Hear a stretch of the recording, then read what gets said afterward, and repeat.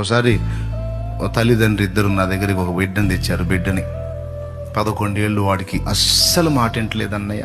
ఎట్టబడితే అట్ట తిడుతున్నాడు అన్నయ్య. నోటికి ఏమొచ్చేది అర్థం కావట్లేదు అన్నయ్య. నేను వాళ్ళిద్దరికి వెళ్ళి చూసా, వాడికి అసలు ఆ పదాలే రావు వాడి వయసుకి. అప్పుడు ఇద్దరిని దగ్గరికి పిలిచి, అబద్ధం ఆడకుండా నిజం చెప్పండి, మీరు తిట్టుకుంటారా లేదా ఇంట్లో అన్నా. ఆ మాట అనగానే ఒక చిరునవ్వు నవ్వి చిలక నవ్వు వేసి తలకాయ దించి అప్పుడప్పుడు తిట్టుకుంటా ఉన్నాయి.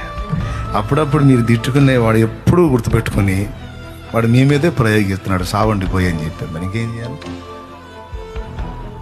అప్పుడప్పుడు తిట్టుకొని మీరు వాడే భాష ఏదైతే ఉందో, ఆ పదాలు అయితే ఉన్నాయో, ఇంతసేపు వీటిని మళ్ళీ మా వాళ్ళు వాడుతున్నారంటే ఇవి ఎంత విలువైనవో.